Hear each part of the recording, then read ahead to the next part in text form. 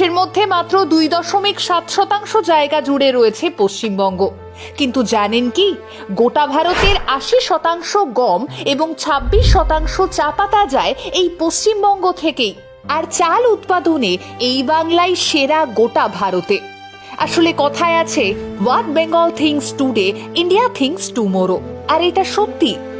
আজ থেকে 200 বছর আগে নারী অধিকার নিয়ে লড়াই শুরু করেছিলেন বাংলার রাজা রামমোহন রায়। আবার আজকের দিনে দাঁড়িয়ে ধর্ম নিয়ে চারিদিকে যে উদযাপন করতে দেখা যায়, সেই হিন্দু ধর্মকে বিশ্বের দরবারে পৌঁছে দিয়েছিলেন এই বাংলারই সন্তান স্বামী বিবেকানন্দ।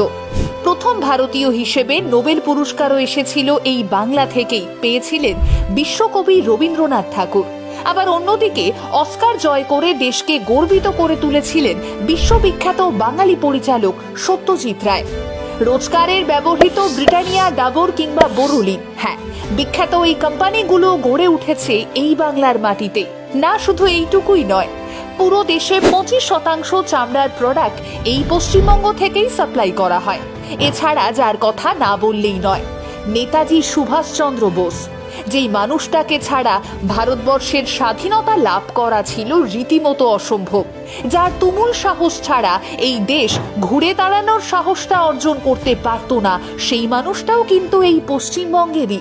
এছাড়াও ভারতের স্বাধীনতা আন্দোলনে বাংলা ও পাঞ্জাব থেকে ছিলেন ক্ষুদিরাম বোস, বিপিন চন্দ্র পাল, অরবিন্দ ঘোষ, মাস্টারদা সূর্য সেন, বিনয় বাদল দীনেশ সহ আরও বহু বিপ্লবীরা।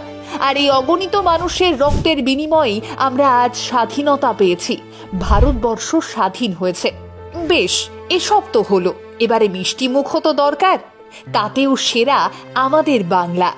মিষ্টি দই, রসগোল্লা, চমচমের সঙ্গে ভারতবর্ষের পরিচয় ঘটিয়েছে এই বাংলায়। এবারে আসুন বরং একটু পরিবহনের দিকে চোখ রাখি। দেশের প্রথম মেট্রো রেল এই বাংলায়, এখন তো আবার জলের তলায় মেট্রো হিসেবেও বাংলাই দেশের প্রথম ট্রামও চালু হয় পশ্চিমবঙ্গের কলকাতাতেই। চলুন এবারে বরং কিছু জায়গা থেকে ঘুরে আসি। ভারতবর্ষের বিখ্যাত হাওড়া ব্রিজ, হ্যাঁ, এই ব্রিজের কোনো পিলার নেই। আশ্চর্য না? হ্যাঁ, এই বাংলাতেই বোধহয় সম্ভব। পাহাড়, জঙ্গল, সমুদ্রে ঘেরা ওয়েস্ট বেঙ্গল ট্যুরিজম ভারতবর্ষের অর্থনীতিতেও এক গুরুত্বপূর্ণ ভূমিকা পালন করে। ভারতবর্ষের প্রাচীন ফুটবল ক্লাবের মধ্যে অন্যতম এই বাংলার মোহনবাগান অ্যাথলেটিক ক্লাব এবং east Bengal football club. Manna Dey, Hemanta Mukhopadhyay, Kishore Kumar, Kumar Sanu, Bappi Lahiri, Shaan থেকে শুরু করে অরিজিৎ সিং কিংবা মোনালি ঠাকুর বা শ্রেয়া ঘোষাল, এনারা সকলেই বাংলার মাটি থেকে গিয়ে ভারত ভূমি তথা বিশ্বের দরবার কাঁপিয়ে দিয়েছেন, রাজ করেছেন বলিউডে। হিন্দি সিনেমাকে ডিস্কো ডান্সার হিসেবে আধুনিক ডান্সের সঙ্গে পরিচয় ঘটানো মানুষটাও এই বাংলারই ছেলে মিঠুন চক্রবর্তী। ভারতীয় ক্রিকেটকে বিশ্বের দরবারে বিদেশের মাঠে লড়াই করতে শেখানো মানুষটাও বাংলার মহারাজ সৌরভ গাঙ্গুলি। এই দেশের জন্য ভারত মাতার ছবি এঁকেছিলেন যে মানুষটা, তিনি অবনীন্দ্রনাথ ঠাকুর। এবং সব থেকে বড় বিষয়টা কি জানেন? দেশের জাতীয় সঙ্গীতের রূপকার তিনি এই বাংলারই মানুষ, বিশ্বকবি, বলা ভালো কবিগুরু রবীন্দ্রনাথ ঠাকুর।